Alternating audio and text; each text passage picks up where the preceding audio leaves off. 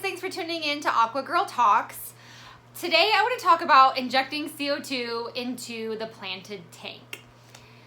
Honestly, I'm really tired and I don't feel like doing this, but I am trying to make myself make these videos for you guys because you guys have so many questions and I just feel like I owe you an answer, and it's been really amazing for me since I made the video about sororities, because I get those questions about sororities every day, and now I'm able to just direct everyone to the video. So I want to make one about CO2 so that when I get questions, I can just send the link into the direct message. So it's just so much more. There's so much more to it that I just can't possibly answer thoroughly for every single person that messages me. So I really just want to make a video, and I'm going to do it. So anyway, stay tuned, and I am going to try to just kind of tell you what I've learned over the past year since I started injecting CO2. These 4 tanks all have CO2. They're the only CO2 tanks that I run. I have, I guess I've lost track. I think I have 7 or 8 other just low-tech tanks. So there's nothing wrong with not using CO2, but if you're interested in it, and what I use, all of these tanks, I run the same type of regulator and the same paintball tank.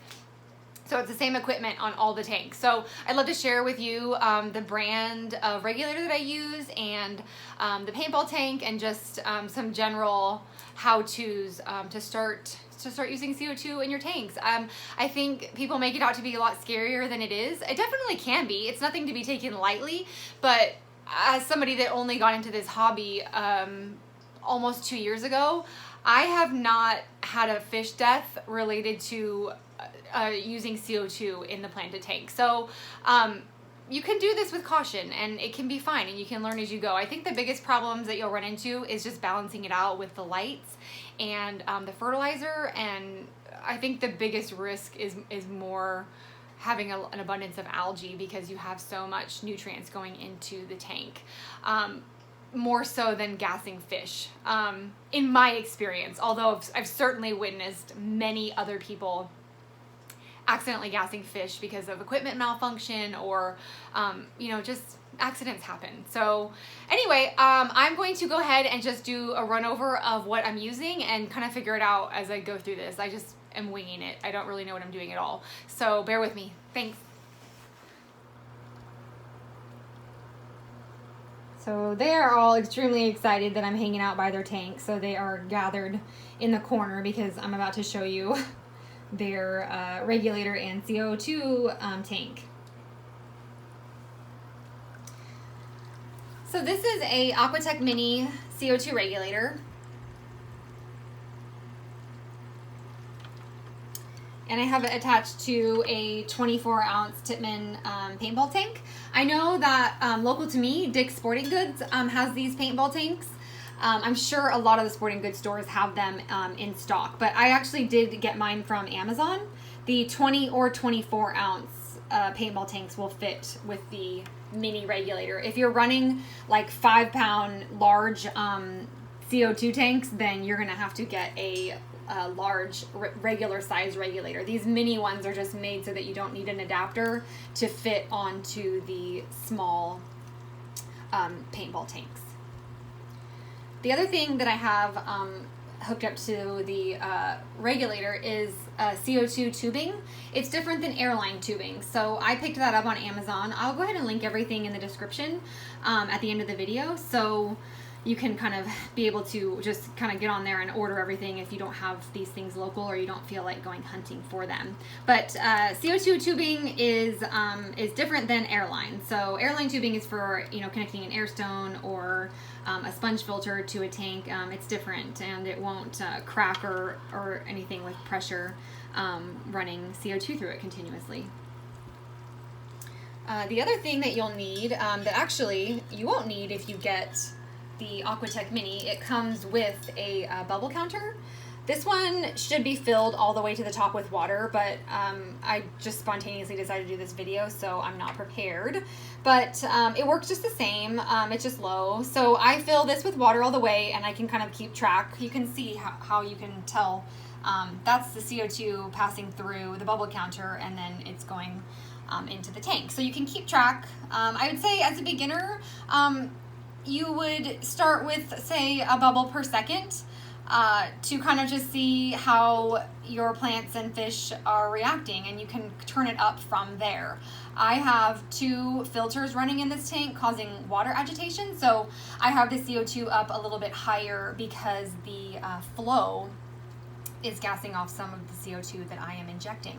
So to keep it simple, you would want to just start seeing a bubble per second as you are learning your way in injecting CO2 into the tank. And the other thing, which I don't have as an example on any of these tanks, and I'm going to highly recommend it to you, and in fact I will insert a photo of what I'm talking about, but it's a drop checker.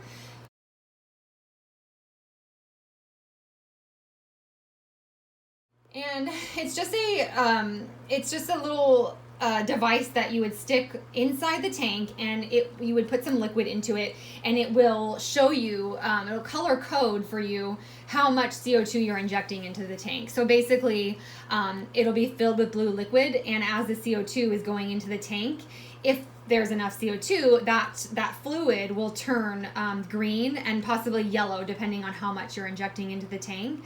And the colors are blue, green, and then yellow as the third highest CO2 concentration.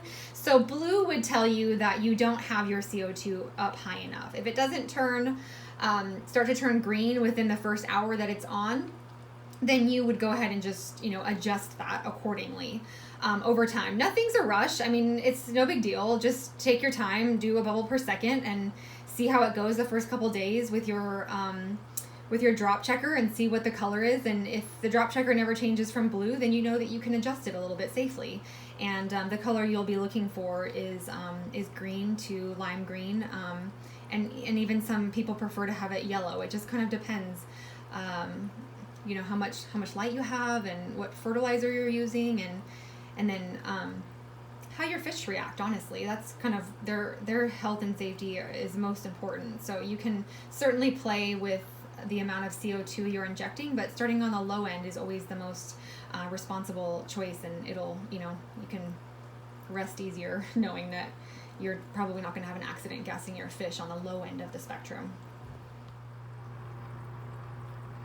So this is a CO2 diffuser. It's a glass diffuser that I use in most of the tanks. I do use the basic Fluval ceramic disc diffuser in one of my tanks. I like them all the same. I suppose this one just looks fancier because it's glass, but it also seems to show algae more, and I'm not really that OCD fish keeper. I do like things to look nice, but I do tend to let things equipment get more algae than I'd like to admit before I take them and I take them out of the tank and clean them. So this is what a diffuser will look like. It does not come with the Aquatek mini kit, so I will link again what diffuser this is. I'll probably link the Fluval one too, because I do really like the ceramic disc by Fluval.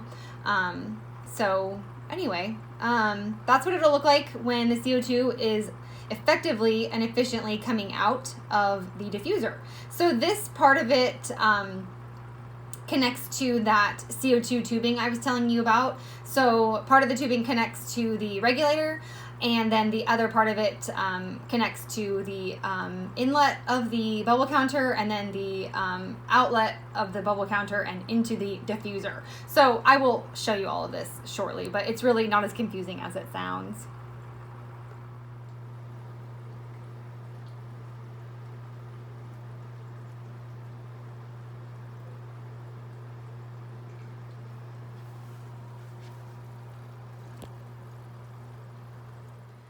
So I'm trying to figure out how the easiest way to show you the parts that make up a CO2 kit.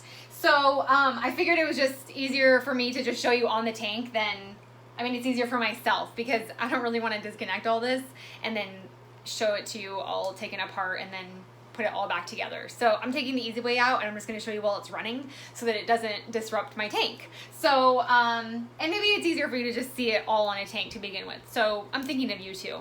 Anyway, okay, so here is the paintball tank and regulator and bubble counter. All of it. So you will have a few parts when you get everything that you need. You have the paintball tank, the regulator, the bubble counter, which comes with the regulator, the CO2 proof tubing that you'll order separately, and a diffuser.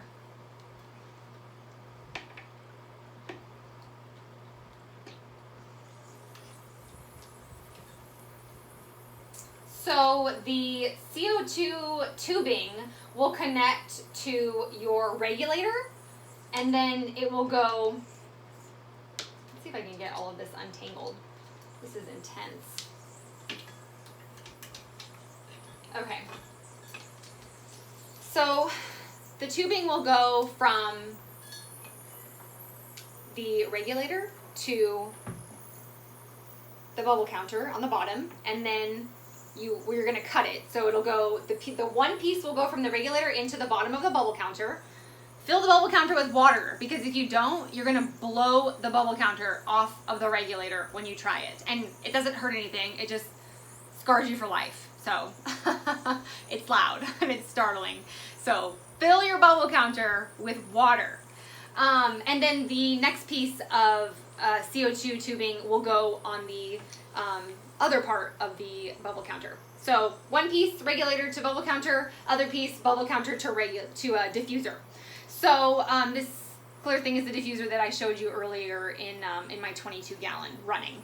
So anyway, my lights are on a cycle, so they're doing that by themselves. So that's just the timing of all of this. So anyway, so once you have all of this assembled correctly, you just put the diffuser piece. It comes with a suction cup when you get a diffuser. Again, this part doesn't come with the Aquatek mini kit. You buy this separately.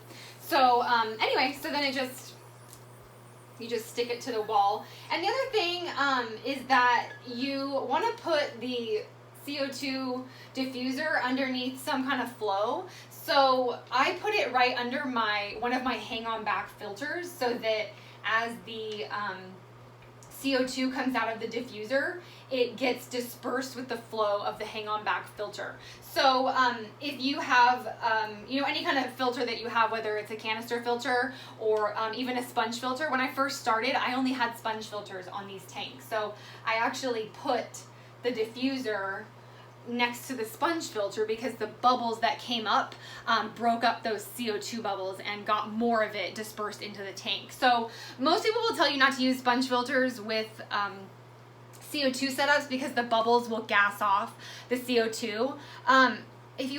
In that case, you would just turn your CO2 up more over time as you observed how things were going, and you could offset that gas off from the sponge filter if you were set on using a sponge filter. It's nothing to be discouraged about, is all I'm trying to say. With that said, I do use the two hang-on back filters. Something I'll address, because you guys ask me this all the time on Instagram, is why do I use two filters? I do that because betas don't like super strong flow, number one. So instead of running so these filters are capable of about 20 gallons each. This is a 15 gallon, so I've got 40 gallons of filtration technically on this 15 gallon. The same goes for its neighbor here. So I do that because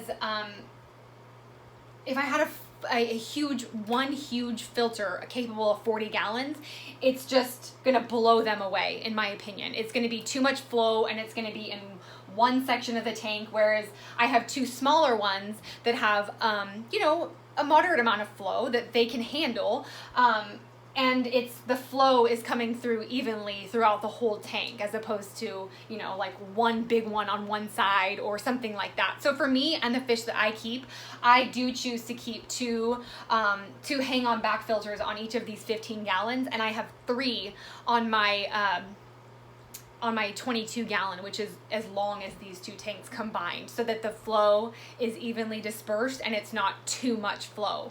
So that is why I do that. It's a personal preference. It's not something that you need to do to have success with CO2. It's unrelated. It's just a personal preference for me. So the last thing I want to talk about is if you're going to inject CO2, if you're not already using a fertilizer, you're going to go ahead and want to choose one. If you are already using a fertilizer, the thing you want to look out for is possibly upping the dose of whatever you're using, because as you begin injecting CO2, your plants will be a lot more efficient at collecting nutrients from the water column. So anyway, so the only thing you might want to adjust is just possibly adding a little bit more fertilizer than what you're using now. I use a couple things. I don't always use these all together. These two are all-in-one fertilizers. They contain everything. Basically, these two separately. So this is by Tropica. It's an all-in-one. This contains most of what's in these four. I just sometimes will actually, you know, I'm running low on these, and that's why I have pulled out my Aqua Vitro line, and I'm starting to dose the nutrients individual, nitrate, iron, and then the micro and macro fertilizers. So Aqua Vitro is the luxury line of Seachem. So you can certainly get your hands on these. These are at numerous fish stores in my city. Of course, you're able to get them online as well. I really like them. Whenever I feel like my plants are showing me that they're lacking a specific nutrient, I can say I could use one of my all-in-ones. This one is Thrive. I'll put everything in the description. If I feel like they're showing me that they're missing one particular thing, I can go ahead and just add that one thing. Like if I feel there's an iron deficiency, although Thrive contains iron, I can add a little bit more iron. And that's, the iron in the Aqua Vitro line is called Propel. So there's that. So anyway, this might seem a little bit more complicated. It really isn't too big of a deal. If you message me, I'd be happy to explain it a little bit better. But for now, I'll just say that I do use I have used and do use the Tropica all-in-one fertilizer alone with nothing else. And I do also use Thrive Plus. All by itself, and then sometimes I use the Aqua Vitro line individually dosing. So I kind of just try different things and see what happens and see how my plants look, and I'm kind of constantly experimenting. I've only been at it about a year, and for the first several months I was just grasping at any information I could find to learn and figure out what was going on. So I'm very happy with all three of these product lines. So I don't think you can really go wrong choosing them. So anyway, that's my brief opinion on that. One other thing that I will say is that when I first started CO2, I bought the mini fluval kit. So this right here is like mini version of the TIPPMAN 24-ounce paintball tanks that I use on all four of these tanks now. The kit, it's really hard to go into detail, but I basically just want to tell you that the mini CO2 kits, the ones that don't have, all the regulator valves of the pressure and the fullness of the tank, they are just not going to be cost effective at all in the long run. They don't sell these little tiny refills in store, so you're probably going to, unless you're really responsible, which I'm not, you're going to be like turning your lights off in your tank until you get your refills of these expensive refills of these little tiny tanks that last, a week or something on the tanks, and there's not enough pressure to, it's kind of a nightmare. So what I'm going to tell you is don't waste your money on the little tiny fluval kits, or any kit that doesn't have like a solid regulator valve. A solid regulator. Don't use it. Okay. not gonna make it any more confusing than what I've just said. Invest in an Aquatek mini kit with a 20 or 24 ounce paintball tank, or something like it, or even the larger 5-pound tanks with the regulator, full-size regulators. It's just gonna save you so much money in the long run, and these don't hold the pressure to give you a long-lasting, consistent dosage of CO2. So you're gonna run into really bad algae problems. So I think that's what I was trying to say, but there's too many things flying through my head in the horrific memories of using these little kits. Don't use it. Not cost effective. You're gonna have algae. I don't like it. So that's my opinion on that. And I'm sure there'll be people in the comment section that say that they have had success with that, and that's totally fine, because, you know, everyone's experiences differ, and some people love something that other people hate. I feel like I gave this a really good solid few months of a chance, and I actually have 2 of them because I ran them on 2 tanks, and I don't like it. So that is my opinion. It doesn't mean that, you know, you don't need to leave me a comment that says that you love it so much. I don't disagree that you do. I just don't like it. So that's all. No offense, internet. Anyway, so you know, I really hope that this gives you, you know, some kind of insight about how to use CO2 and not be scared to try it. So anyway, good luck out there. Let me know how it goes. The last thing I wanted to tell you guys about the Aquatek Mini is that you can hook it up to a timer so that it comes on at the exact same time every single day, and turns off at the exact same time every day, along with your aquarium lights. So I have an example right here. I have one of my regulators hooked up to a timer, and I have my CO2 come on 1 hour before the aquarium lights come on, so that when the lights come on, the tank is filled with CO2 and it's available to the plants right away. And then I turn off, I don't physically turn it off, the timer turns off my CO2 1 hour before the lights turn off, so that the CO2 that's diffused into the tank has an hour to be taken up by the plants, and that way when the lights turn off, it's not still full of CO2, and then by the time it turns on the next day, it's starting back from 0, so you're not overfilling the tank with CO2. So anyway, I think that'll probably do it. That is where I would start with that. Plugging that into a timer so that everything is consistent, and again, consistency leads to aquarium stability, and it lessens the chances of algae from not being consistent with your equipment. So anyway, that's it. Thank you guys so much for watching. If you find that you have more questions beyond the scope of the video, you're more than welcome to leave me a comment or find me on Instagram, @BetaWorld, and I will answer as promptly as possible. Thank you so much for watching.